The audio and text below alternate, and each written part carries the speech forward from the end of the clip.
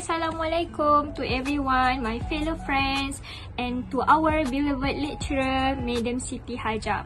So today in subject ENT6143, Business Concept Development, my group will present chapter 5, which is the topic is Business Concept Development Process. It will be presented by me, Aida Sofea Binti Haris, and my team, Fasya Atiqah Binti Asri, and the other one is Siti Khatijah Binti Yusof.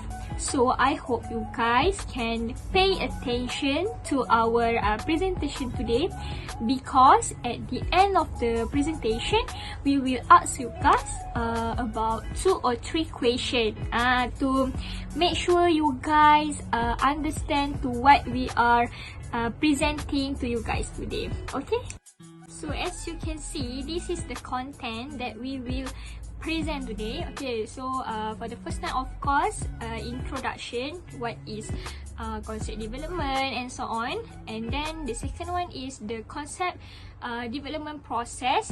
There are like 7 process, which is brainstorming, performing customer research, estimating the market potential, creating a prototype, devising a marketing strategy, and performing test marketing, and the last one is evaluating skills.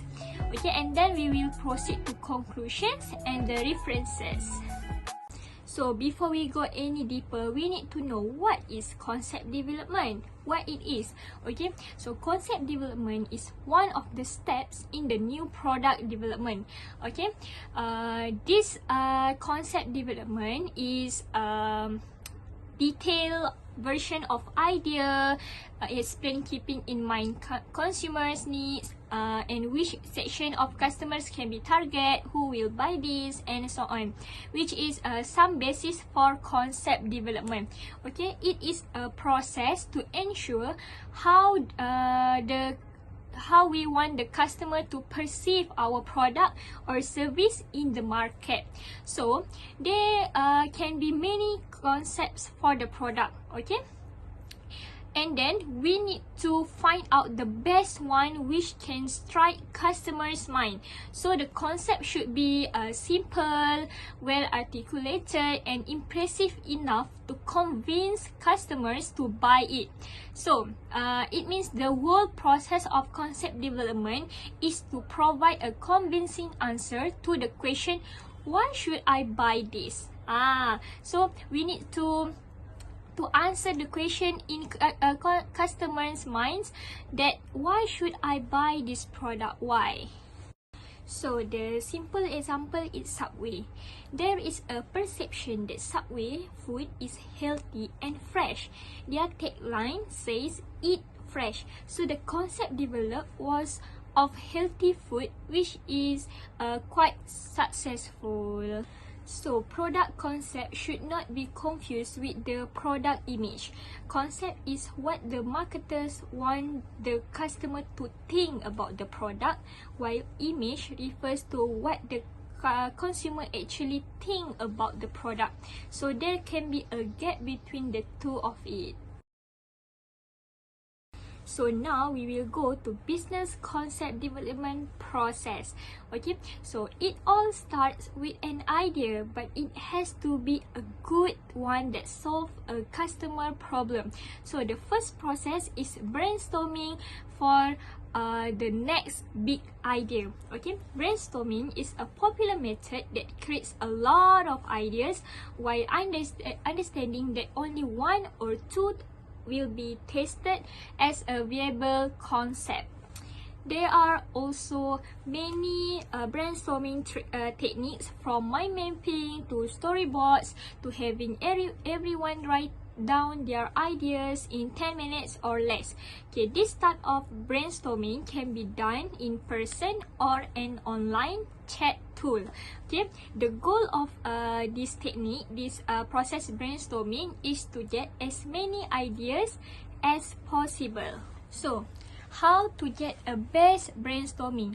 Okay, so the organization need to know these 8 rules of brainstorming. The first one is set a time limit. Okay, So, in this frame, it's the sole game to come with many ideas as soon as possible, and during this period, judgments of those ideas are prohibited. Okay, typically a brainstorm will take around 15 to 60 minutes. It can be shorter or longer depending on the difficulty of the problem and the motivations and experience of the group. The second one is begin with a target problem, and members should approach these sharply defined questions, plan or goal, and always stay on the topic. The third one is we need to refrain from judgment or criticism. Okay, no one should be negative, including via body language, about any idea. We accept all type of idea in brainstorming. So the fourth one is encourage weird and wacky ideas. Further to the ban on killer words like too expensive, keep the floodgates open so everyone feels free to blurt out their own ideas, provided they are on the topic. Okay, so for the fifth rules is aim for quantity. Okay, remember when we do the brainstorming, we always go for quantity. Quantity breeds quality. So the sifting and sorting process comes later. We must important the quantity first. The next rules is build on others' ideas. Okay, it is a process of associations where members expand on others' notions and reach new insights, allowing these ideas to trigger their own. Okay, say and rather than discourage with but to get ideas closer to the problem. The next one is stay visual. Okay, diagrams and pose. It will help bring ideas to life and help others see things in different way. Okay, we must have like whiteboard to draw the ideas. Okay, so the last one is allow one conversation at a time. Okay, to arrive at concrete results, it's essential to keep on track this way and show respect for everyone's idea. Okay, as you can see, that is the picture of brainstorming. Everyone will look out for everyone's idea, as many ideas as possible. So, the second process in business concept development is customer research. Okay, customer research is actually to understand our ideal customer. Okay, our product or service will solve customer problems, but do we know who are the customers and what challenge they have? Okay, so customer research is the process of discovering who is our ideal customer is, what is their problem, and then how much they will pay for the solution. Okay, so creating buyer personas or fictional profiles of customer challenge and opportunity are so helpful to visualize who is the customers and what they want and what they need. So, one of the way to understand customer challenge is to investigate what is trending in our industry. Okay, so social media is a great outlet for candid customer replies. We can research for product review, vendor website, social media channels, and other sites where customers leave comments. Okay, so customers state exactly who is solving their problems and what product or service gap still exists, so we can fill in the gap in the industry. Okay, so another way to understand what customers are thinking is using a survey. Okay, so survey results are broken down by age, gender preference, and other metrics that will give us a detailed insight into customer behavior. And then our target audience may be part of our existing customer base. Okay, their feedback can help us to understand products and service they need. Okay, once we have a concept to investigate, we can launch a survey to our existing customers and similar customers groups that includes question like, does our new product interest you? Which product feature do you like? How does the product compare to similar brands? How much would you pay for the product? And what feature would you change? And the last one is, would you buy the product for your household members? Okay, so conducting a surveys on more than one concept will help you determine which product or service your customer like the most. Okay, so there are two processes that I have explained just now. So next, I will pass to my friends to continue to explain about the business development process. Enjoy!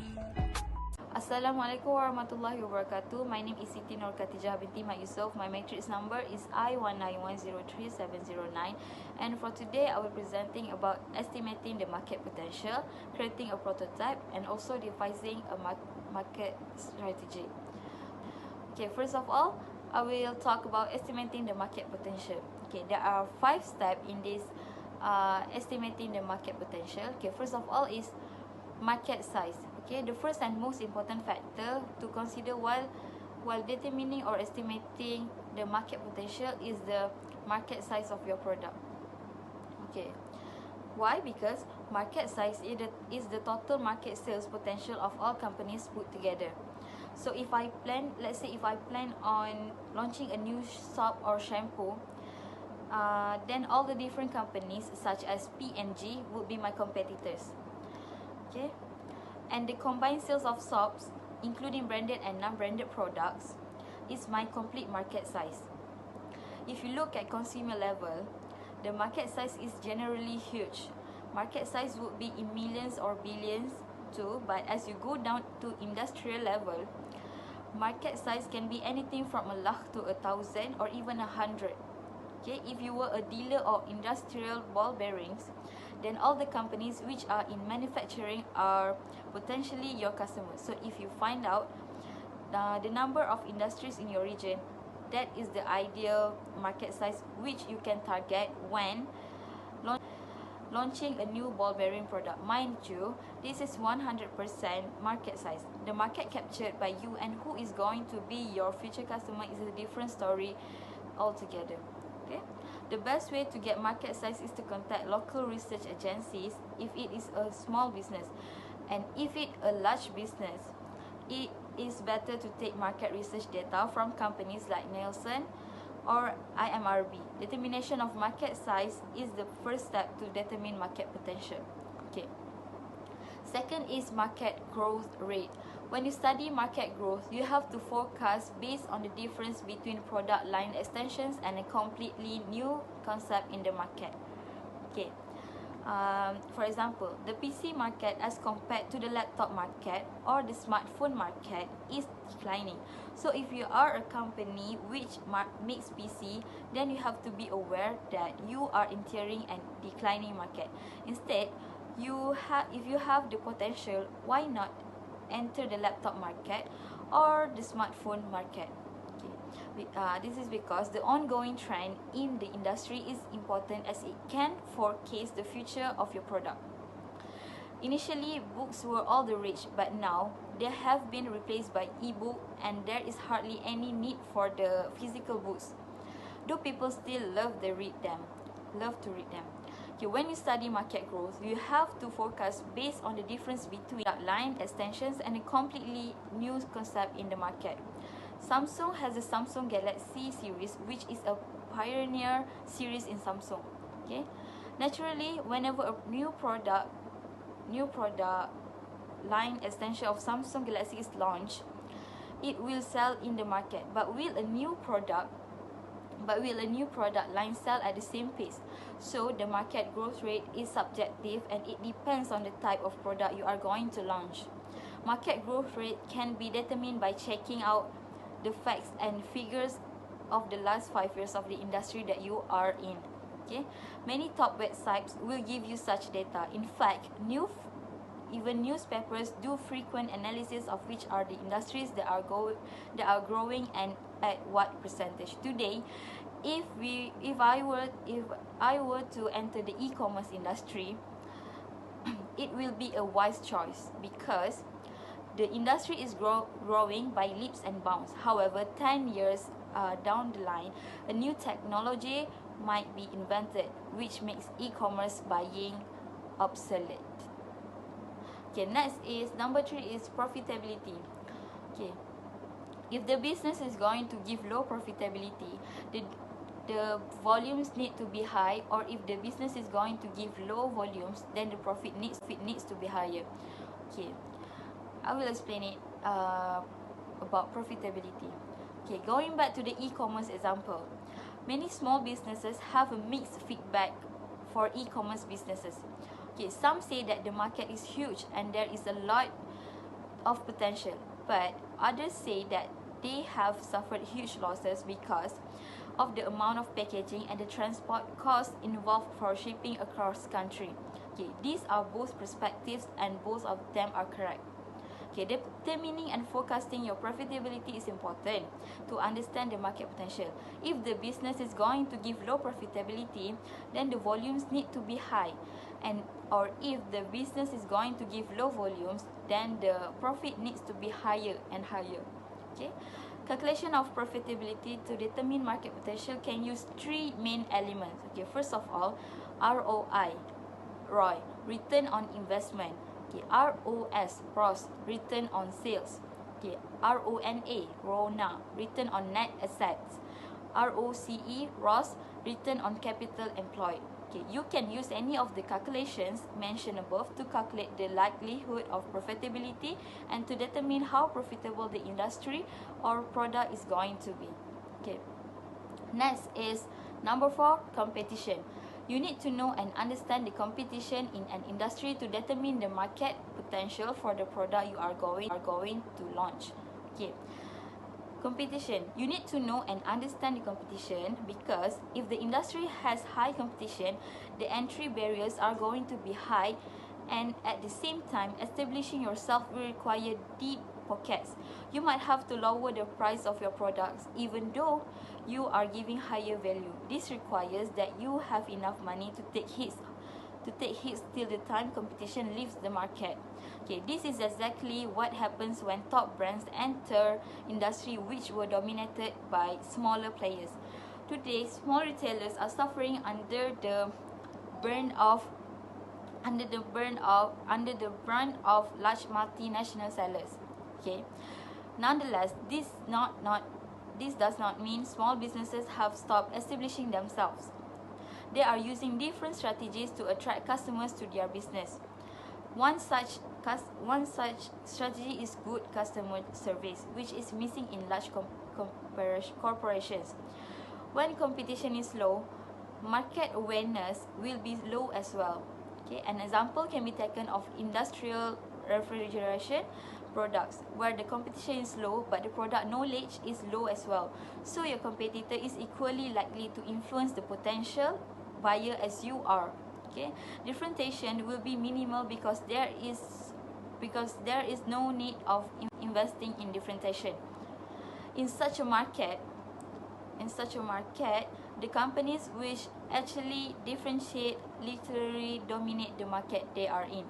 Okay, determining market potential requires you to understand the market standing of various competitors, and it also requires that you have the necessary plans up your sleeve to understand how to tackle these competitors when the time comes.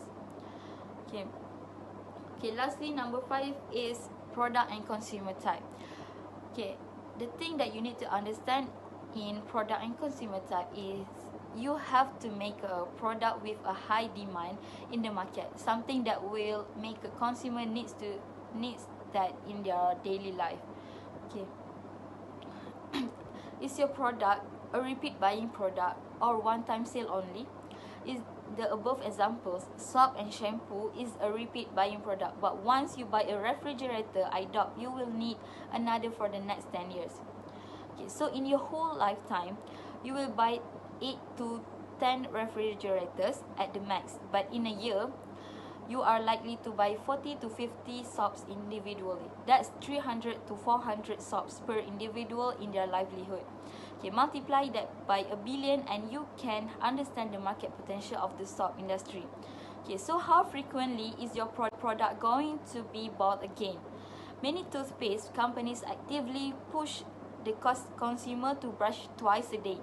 Okay, one of the reasons is that your teeth will be better, but another reason is that the toothpaste will be consumed faster and you will buy another toothpaste soon.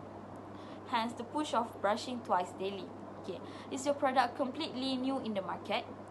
How likely is the customer to accept and adopt the same, and what are the hurdles to be faced in the product adoption?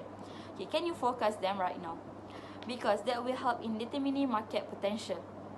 The above 5 elements will give you a very good idea about the market potential of your product, irrespective of whether that exists in the market or you are going to launch a new one. Remember, this does not apply to innovative products because the market size and growth rate of innovative products is unknown. So we can go to the next slide, which is creating a prototype. Okay, there are 6 things in this creating on how to create a prototype. Okay, before we go any further, I want to give a small definition or a bit introduction on what is prototype. Okay, what is a prototype? A prototype is the first model of something, especially a machine. Okay, it forms the basis on which future forms of the invention in question are developed or copied.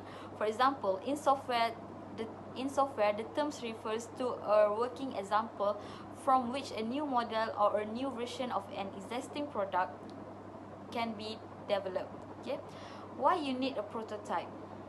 Okay, prototyping is an important process that helps refine a product.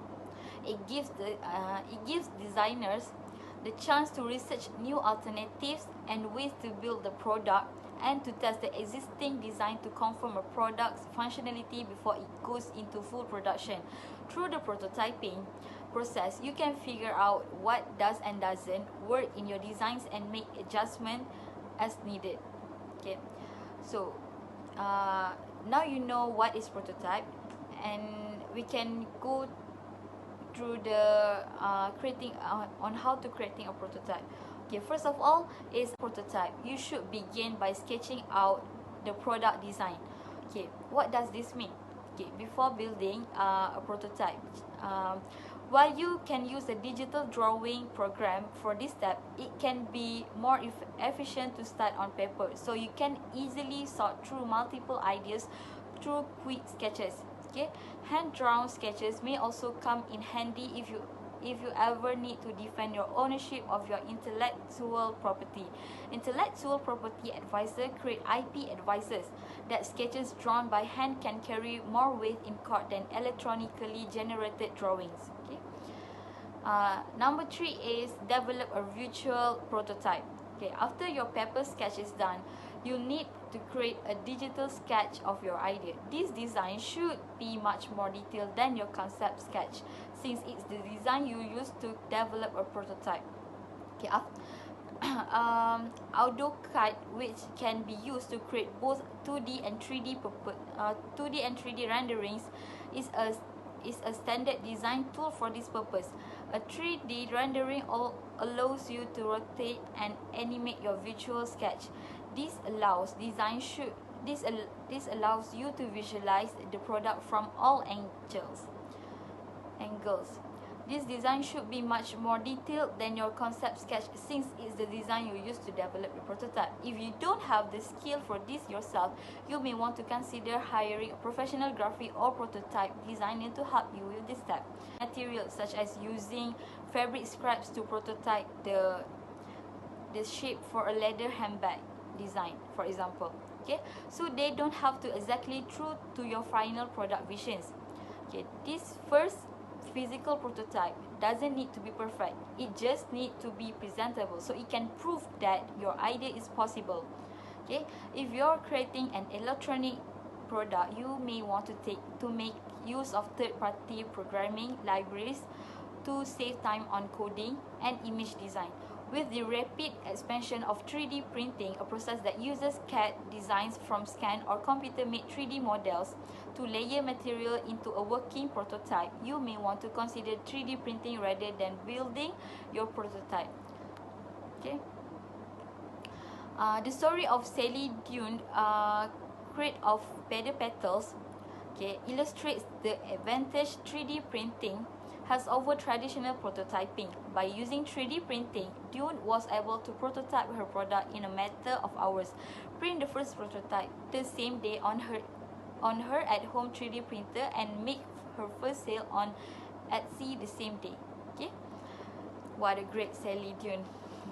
Okay, next, number 5 is use the initial prototype to identify and correct issues in your design. After your first prototype is built, you should use it to identify any flaws that need to be fixed in the design. Okay. This may involve creating multiple iterations of the product. Okay. Okay, next, lastly is finalize your design to create a final prototype. Eventually, you should arrive at a prototype that represents your actual product as it will be sold to customers. Okay, this is your final prototype, and it can be used to show your product to potential investors and customers, as well as part of your patent application. Okay, we can continue to the next and last slide for me to present, which is devising a marketing strategy. Okay, there are 9 steps on how to devising a marketing strategy. But before we go any further, I want to tell you guys a bit introduction about devising a marketing strategy. Okay, clearly when it comes to marketing strategy and planning are closely linked. Developing a marketing strategy leads into creating a plan, and neither is complete or relevant without the other.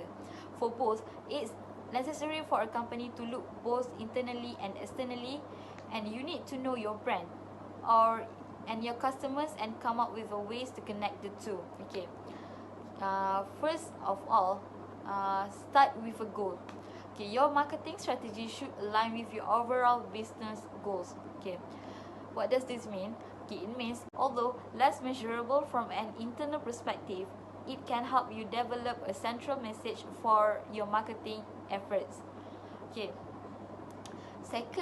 Secondly is do your marketing analysis. Before you can start making a marketing plan, you need to understand the market that you're going to operate in.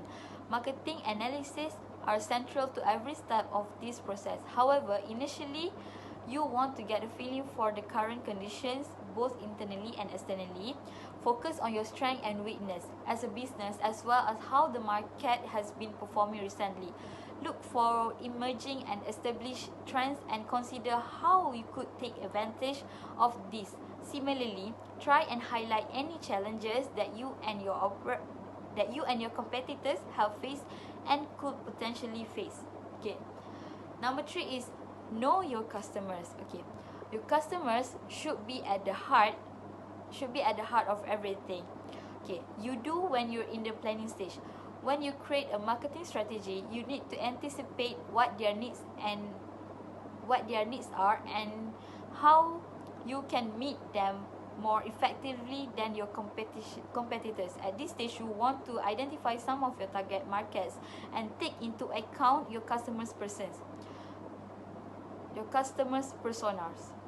Whether you're starting a new business or part of an established one, these are 2 of the main ways you can get to know and understand your customers. Okay, by knowing the finer details of being more targeted and relevant, increasing its chances of success. Okay. Number 4, know your product and resources.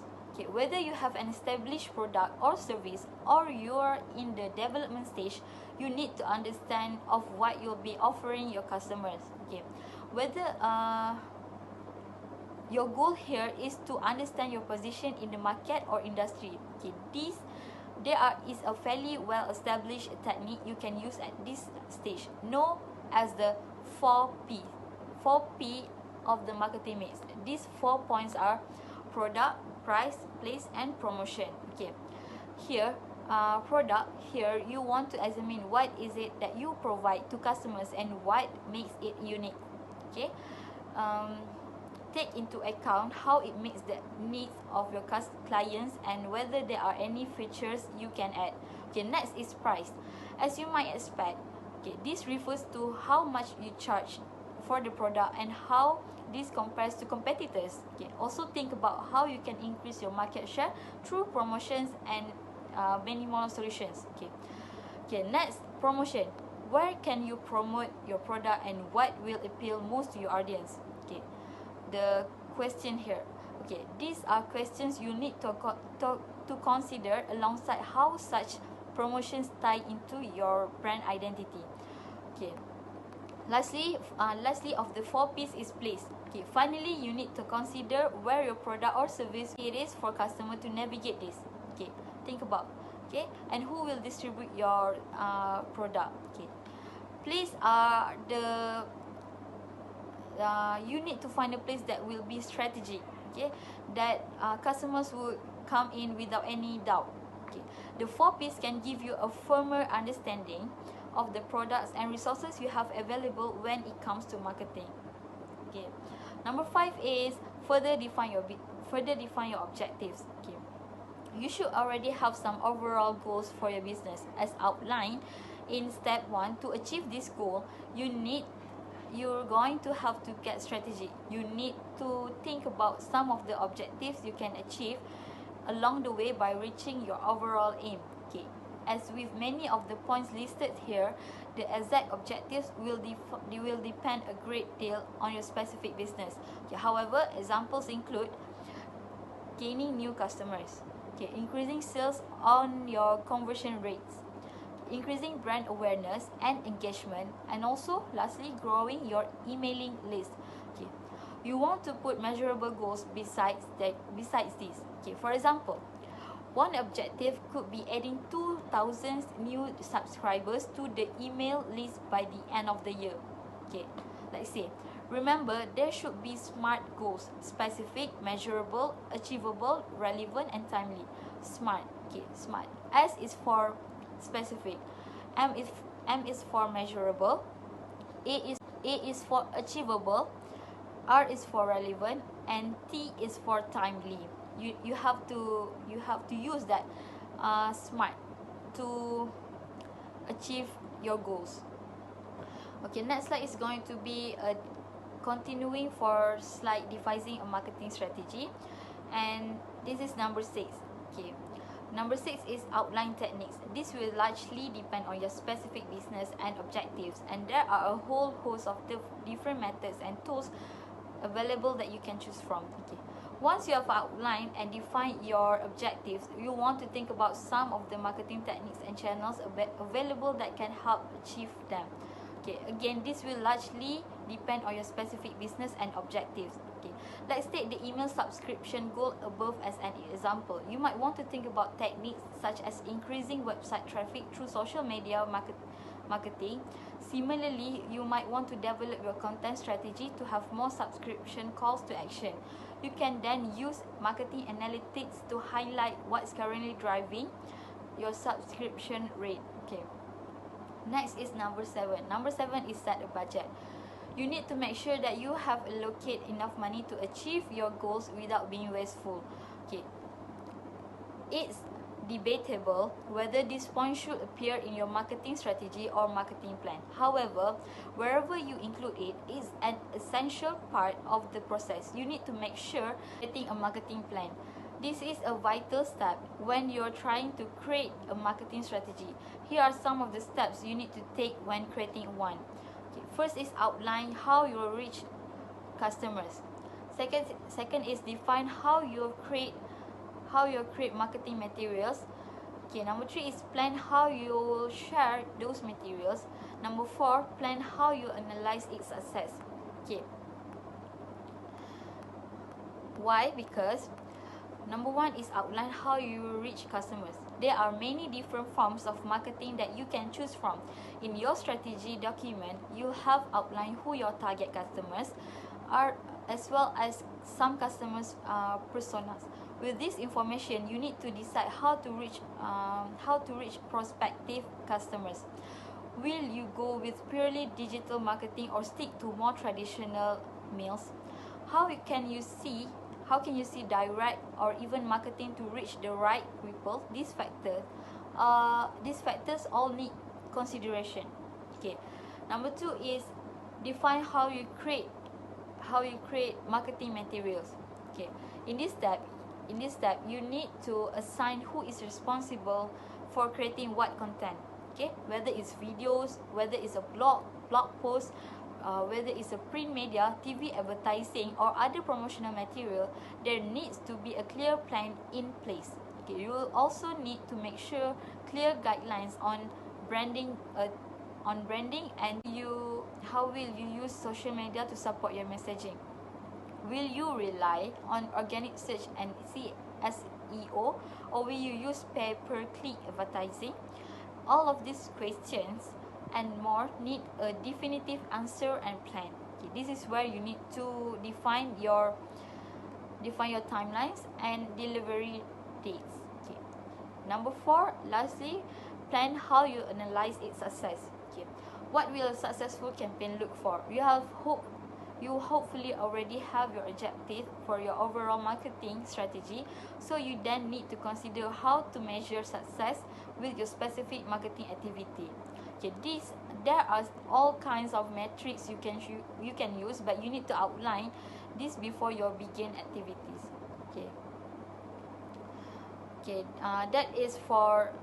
That's it for create a marketing plan. Okay, lastly, analyze performance. Okay. As with just about every element of running a business, have a detailed way of measuring performance is essential. Okay.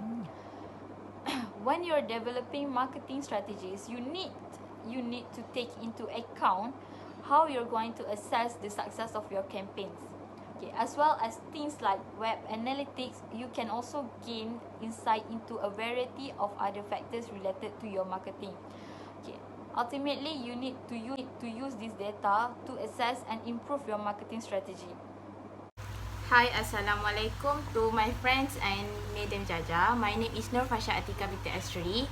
My metric ID is I19103613. So today I would like to present about performing test marketing and evaluating the results. Test marketing. Test marketing is the final step before commercialization. The objective is to test all the variabilities in the marketing plan, including elements of the product, and it represents an actual launching of the total marketing program. The overall workability of the marketing plan can be assessed. Second, alternative allocations of the budget can be evaluated. Third, determining whether a new product introduction is inspiring users to switch from their previous brands to the new one and holding them there through subsequent repeat purchases. Alright, so we move to the next slide, which is duration of testing. It means that the product should be tested long enough to account for market factors, to even out, allow for repeat purchases, and account for deficiencies in any other elements in the new product. Alright, so the next one is selection of test market cities. The test market cities should reflect the norms for the new product. Alright, such as areas and advertising, competition, distribution system, and product usage. Alright, so we move to the next one, which is number of test cities. Should be based on the number of variation considered. For example, representativeness and cost. Alright, the last one is sample size determination. The number of stores used should be adequate. It is for represent the total market. Alright, so we move to the next slide, which is evaluation. It means that an assessment or judgment made by comparing what actually happened with what was intended. Next, assessment of judgment made are based on the analysis of information. For example, the assessing and judging of the value of a piece of a work, an organization, or a service. Its main purpose is to help an organization reflect on what it is trying to achieve, assessing how far it is successful, and identify required changes. Alright, so we move to the next slide, which is benefits of evaluating activities. Alright, for the first one, which is identifies our priorities. For example, funders. Alright, the next one is can assist progress towards the achievement of organizational goals. Identify what work was actually done. Next, can help highlight suitability or clarify of goals. Next, can identify difficulties. And next one, which is it can lead to way to improve and develop work. And lastly, give a voice to all stakeholders in our work. So we move to the next slide, which is the fourth step process of evaluation, which is planning, monitoring, evaluating, and making improvements. Alright, so planning. Decide what areas or activities to evaluate. Decide how to measure it to define successful outcomes. Plan what sort of information you need. And lastly, decide on methods of collecting the information. Alright, so we move to the next one, which is monitoring. It is collecting and recording the information. Alright, so we move to the next slide, which is evaluating. It is for analysis data and interpreting results. Alright, so we move to the next point, which is making improvement. It is mean that identifying and prioritizing improvements, planning and implementing action, and lastly, monitoring and evaluating work. So this is our conclusion. In my conclusion, there are the process that we will want to follow for taking an idea and making available business from it. This step will not guarantee success. However, it will increase your odds of success. Lastly, it will make more efficient use of your time. Alright, so this is our reference. We do refer through these links. So that's all from us. Let us know if you guys have any question. Thank you. Bye.